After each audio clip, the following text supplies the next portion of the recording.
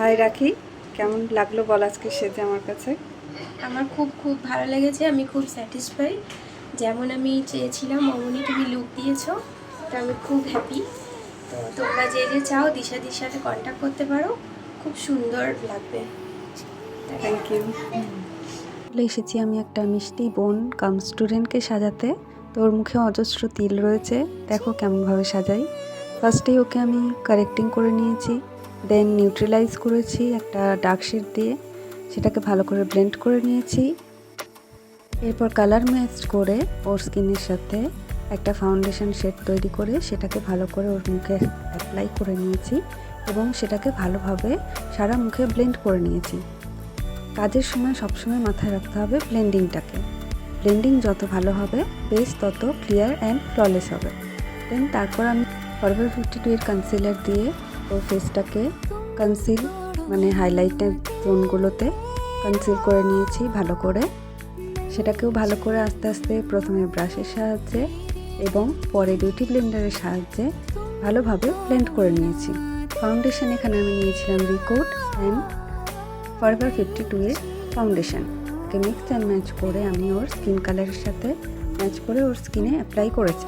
তারপর পুরো বেসটাকে ভালো করে ব্লেন্ডিং করে আমি ওর বেসটাকে সেট করে নিই। যেহেতু উইন্টার তাই একটা পাউডারের সাহায্যে ওর বেসটা হালকা করে সেট করে নিই আমি। উইন্টারে সবসময় মাথায় রাখতে হবে এক্সট্রা পাউডার সেটিং করা কখনোই যাবে না। একদম অল্প পরিমাণে পাউডার সেট করতে হবে যাতে স্কিনটা ড্রাই না হয়ে যায়। আর বিশেষ করে ড্রাই স্কিনে কখনোই এক গাদা পাউডার সেটিং করা উচিতই না। তাই যতটুকু প্রয়োজন ততটুকুই পাউডার সেট করা উচিত। প্রয়োজন পড়লে কম্প্যাক্টের সাহায্যে হালকা একটু সেট করে নিলেই ব্যাস আপনার স্কিন ব্রিথ করার জন্য রেডি।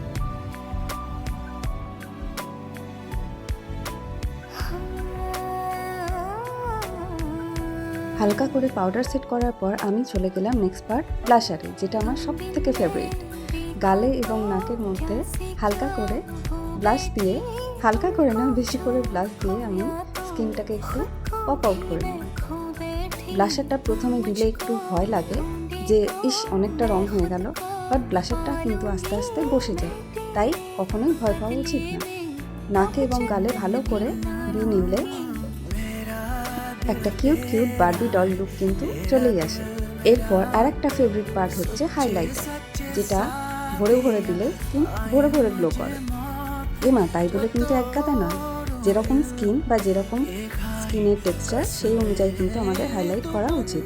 আমার তো বেশ ভালোই লাগে হাইলাইটার ইউজ করতে, তো আমি একটু গ্লোয়িং স্কিন বেশি পছন্দ করি, তাই আমি একটু হাইলাইটারটা বেশি করেই দিই। এখানে আমি হোজোর পিঙ্ক অ্যান্ড গোল্ডেন কালারের হাইলাইটারটা ইউজ করেছি। দেন ফরএভার 52 এর লুমিনেট সেটিং স্প্রের সাহায্যে আমি ভালো করে ফেসটাকে সেট করে নিয়েছি। এরপর আসি আই মেকআপে। প্রথমে ওর ট্রানজিশন এরিয়াতে একটা লেমন ইয়েলো কালারের শ্যাডো নিয়ে সেটাকে ভালো করে দুটো চোখেতেই ব্লেন্ড করে নিলাম। তারপর শাড়ির কালারটা যেহেতু একটু ডার্ক ছিল, তাই একটা লাইট পিঙ্ক কালারের শ্যাডো নিয়ে ওর আই লিডটাতেও ভালো করে ব্লেন্ড করে নিলাম। আই মেকআপের ক্ষেত্রেও কিন্তু ব্লেন্ডিংটা খুব ভালোভাবে মাথায় রেখে ব্লেন্ড করতে হবে। এরপর মজার ট্রিক, কোনো রকম কনসিলার দিয়ে কাট না করা সত্ত্বেও আমি ক্রিজের মধ্যে একটা কিন্তু কাট ক্রিজ ড্র করে নিয়েছিলাম, সেটাও আই শ্যাডোর সাহায্যে। কি খুব সহজেই একটা কাট ক্রিজ তৈরি হয়ে গেল না? তোমরাও নিশ্চয়ই জানতে চাইছো কীভাবে আমি এই কাট ক্রিজটা তৈরি করলাম? তাহলে ঝটপট আমার নেক্সট ব্যাচে জয়েন করো কিন্তু। এরপর লোয়ার আইলিডেও আমি সেম পিঙ্ক শেডটা আগে সেট করে নিলাম ভালো করে, তারপর ট্রানজিশন এরিয়ার কালারটাকে দিয়ে ভালো করে ব্লেন্ড করে নিলাম।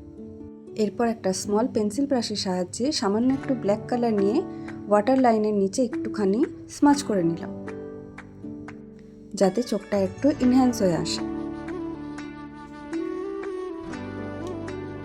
যেহেতু ওর চোখগুলো একটু ছোট ছিল, তাই আমি জাস্ট ওয়াটার লাইনের নিচেই সামান্য একটু ব্ল্যাক দিয়ে ওর চোখের লোয়ার ল্যাশটাকে একটু ইনহ্যান্স করার চেষ্টা করেছি এবং ওয়াটার লাইনে একটা হোয়াইট কাজল ড্র করে নিয়েছি।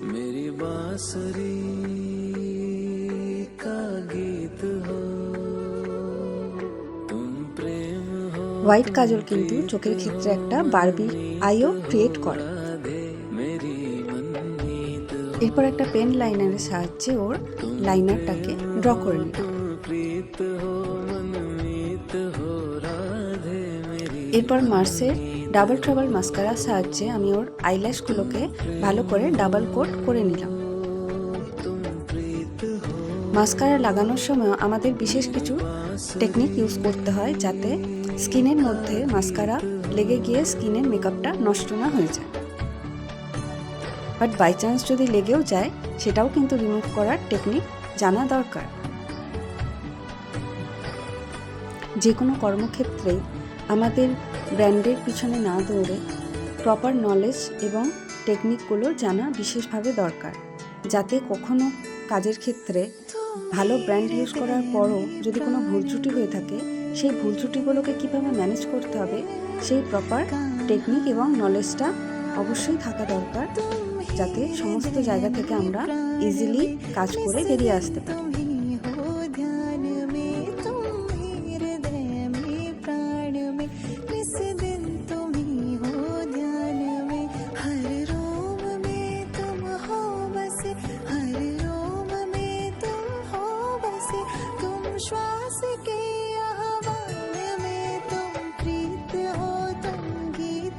ওর আইব্রোটা যেহেতু অলরেডি ডার্ক ছিল তাই আমি জাস্ট লাইনটাকে একটু শার্প করে নিয়েছি, কেননা বেশি কাজল দিলে ওর আইব্রোসটা কিন্তু বেশি ড্রামেটিক লাগে।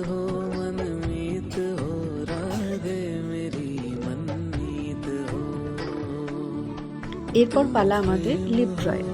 লিপ ড্র করার ক্ষেত্রে কিন্তু বিশেষভাবে ধ্যান দেওয়া উচিত যে আমরা কিভাবে লিপটাকে ড্র করতে চাইছি বা ক্লায়েন্ট কিভাবে কীরকম ধরনের লিপ সে চাইছে। এখন বিশেষ একটা ট্রেন্ড চলছে ওভার লিপ ড্র করা।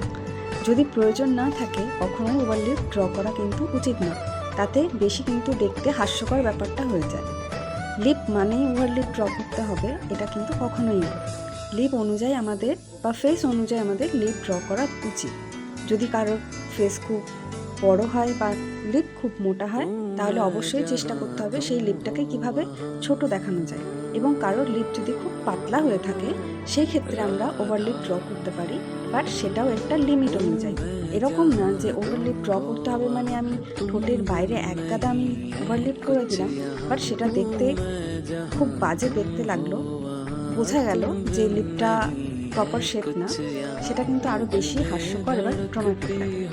তাই কখনোই আমাদের লিপটাকে বেশি ওভার করা উচিত নয়, যেমন লিপ সেই তার মধ্যেই সেটাকে সুন্দর করে করা উচিত। ওর শাড়ির কালারটা যেহেতু ডিপ ছিল তাই ওর আউটলাইনটাকে একটু ডিপ করে আমি ভিতরে একটা লাইট পিঙ্ক কালার দিয়েছি।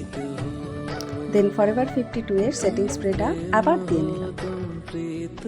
দেখো কত গ্লো করছে।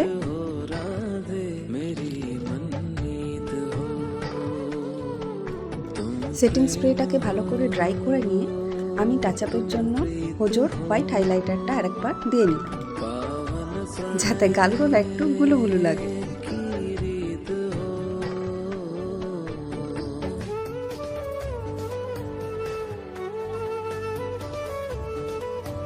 And here is our final look. দেখো একদম বারবি ডলের মতো লাগছে না? খুব মিষ্টি লাগছে এবং সত্যিই যেন কিউট একটা পুতুল লাগছিল ওকে। সম্পূর্ণ ভিডিওটা ওদের নর্মাল লাইটে নেওয়া ভিডিও। যাই হোক, আজকের আমার কাজটা তোমাদের কেমন লাগলো প্লিজ তোমরা কমেন্টে জানিও, আর যদি কোনো ভুল ত্রুটি হয়ে থাকে সেটাও প্লিজ জানিও। তোমাদের অশেষ ভালোবাসা এবং আশীর্বাদ নিয়ে ভিডিওটা এখানেই শেষ করলাম। চলো বাই, টাটা।